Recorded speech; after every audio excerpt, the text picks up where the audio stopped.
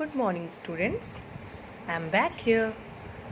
I feel that you all must be having this book, Learn to Explore, a course in science, isn't it, student? So, if we go through the first chapter, we have already finished all the things, food and its uses, then need for food, food we eat, sources of food, food from plants, food from roots, food from stems, food from flowers, food from leaves, food from fruits, food from seeds, food from animals, milk, egg, meat, fish, honey, food habits of animals. We have done herbivores, carnivores, omnivores, scavengers. We have already finished all these topics in the previous session. Parasites, decomposers, food chain, food web, all these things we have finished. Now when we come to page number 19, we have exercises. So today we will be doing exercises. First, choose the correct option. Dash is an edible stem. Carrot, beetroot, potato. Which is the edible stem?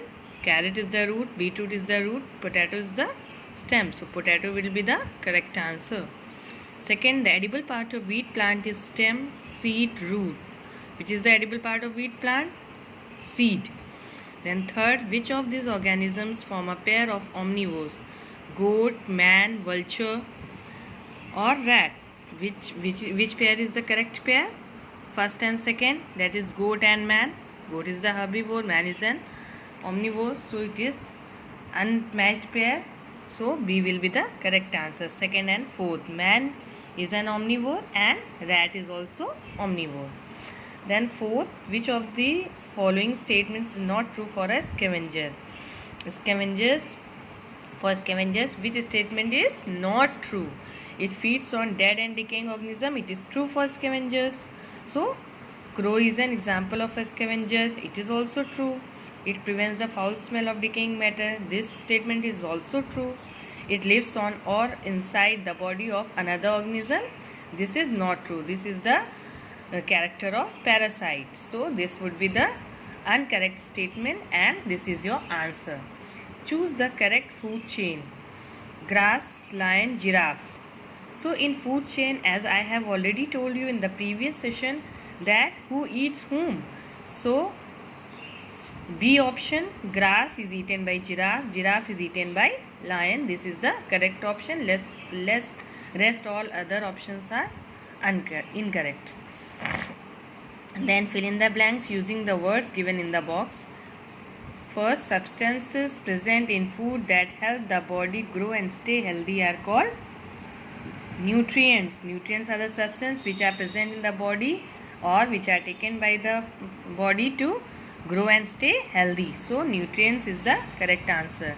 Then second, green plants are called, what is the correct option? Producers. Green plants are producer because they produce food by the process of photosynthesis. You all know this. Then third, meat eaters are also known as carnivores. Meat eaters are known as carnivores. Plant eaters are known as herbivores and meat eaters are known as carnivores. So carnivores will be the correct answer. Then dash and dash are decomposers. So what is the correct answer? Bacteria and fungi. They are the decomposers. They decompose the dead organic matter into simple inorganic substances. Then fifth, network of interconnected food chains is called food web.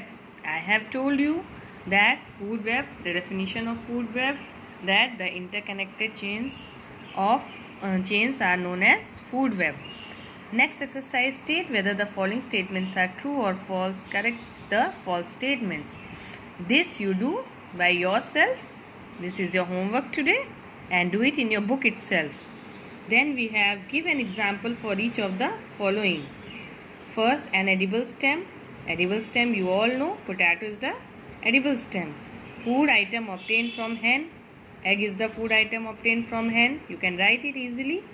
Third, animal that feeds on dead animal. I have already told you that scavengers are the animals who feed on dead animals. Then a primary consumers. Herbivores such as rabbit is a primary consumer. This is the example. Then fifth, animal that feeds on plant. You all know this, that animals which feed on plant are called as herbivores. Okay. So these are the exercises which I have explained you right now, and you have to complete it in your book itself. In book you do all these exercises with pencil, and in the next session we will be going through these question answers. Okay students, I think you all have understood what I have said. Do these exercises in your book itself with your pencils. Mark it with pencil, and question answers we will be doing in notebook. So in the next session I will tell you about the question answers. So thank you children. We'll again come back. Okay, bye bye.